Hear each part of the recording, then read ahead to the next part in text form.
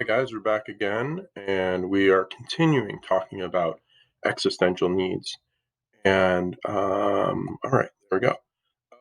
So existential needs, some of them are simple and simple to understand, like food and sleep. But there are psychological existential needs that all humans experience and have to deal with, whether or not you're some grandma in Peru, or whether or not you're some young kid on the streets of Manila in the Philippines. Everyone deals with these. They're very real, and they can be debilitating and paralyzing to who we are and our progress as spiritual beings, as people who are going to progress. This is the reason why what religion is needed. This is the reason why religion came about at all, was to address these psychological needs. We created religion in order to deal with them, right? And so what are these psychological needs? First of all, the need to overcome the sense of precariousness, the feeling that nothing is solid and that we're vulnerable. Being, it's like in Buffalo, we talk about, no one circles the wagons like the Buffalo Bills. And this is that same kind of mentality. Is It's a dangerous world. We need people. We need each other, right? So then the next one here is the need to escape loneliness, that sense of connectedness and sense of belonging, which is also connected to number one. The third one there is the need to find meaning and identity, the value of joy, beauty, suffering in our lives, right? We're always looking for, is there a purpose? Is there a reason to something happening? We like to believe that everything happens for a reason.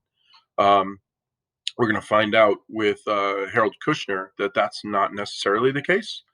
But that this is something that um, we need to see. We need to understand. Um, the next thing here is the need to have a way to deal with holiness and transcendence. The fact that there's more to the world than just nature. There's more to the world than meets the eye, right? It's that idea that there's energy and there's a spirit to ourselves and to the world that we have to kind of understand, right? That's why when people were um, back in prehistoric days, they would just stare out at the sea, and they would see that there must be something more, there must be something bigger. No one told them that; they just felt it. There was an existential need to fulfill this notion that there was some kind of transcendence, something beyond, right? And lastly, the need for a group to share meaningfully the deep moments of our suffering and joy. They're meant to be shared. It's natural to ritualize these experiences. I guess we have these things, and we like to have things a certain way, right? Um, for me, like if someone dies, my expectation or the way that I come to terms with it is I can expect that there's going to be a wake at a funeral home, 2 to 4, 7 to 9, sometimes, and we go to, we talk to the family members, and we go and we pray at the casket, and then after that they have the funeral the next day, and for the family they meet at the funeral home, and they go from there, they close the casket there, and then they drive to the church, and there's a funeral, and after the funeral they might go to the cemetery and say some prayers there, and then usually after that there's some kind of reception where everybody comes together and has some brunch or something like that. And that's typically how I'm used to the process of going through the closure of a person passing away. Um, my grandmother, who lived in Pennsylvania, down in Pittsburgh, she had donated her body to science, and so when you do that, when you offer your body for that, what happens is immediately upon your death, you the body is immediately taken.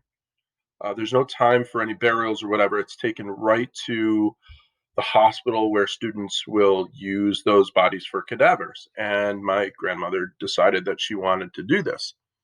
So we were living up here in Buffalo, and when we heard that she passed, we went down there, and there was none of that closure part for me. All it was at my uncle's church.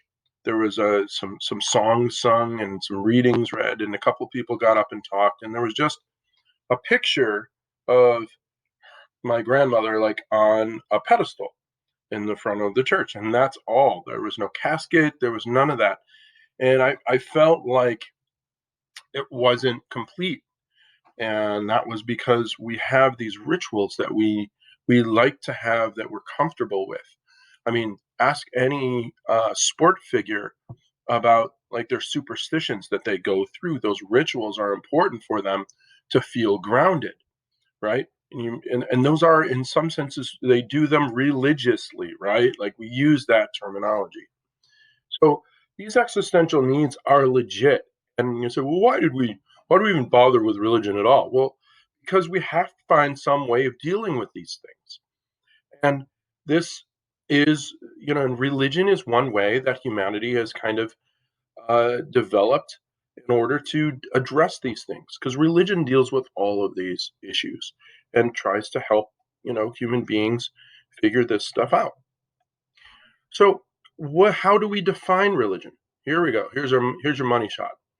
So, religion, as far as how I want us to understand it, is how humans come together to express a shared spirituality, right? So we all have our own individual spiritualities, the way we go ahead and interact in our world to make it a better place. That's spirituality, making ourselves better, and we do that through love, best of all. And so when I find other people who connect to me in the same way, then I then that is what religion really is in some sense. So to give you an analogy, I love Seven Up, right? And Seven Up is a great drink, and I drink it all day. In the morning, I wake up and I drink it.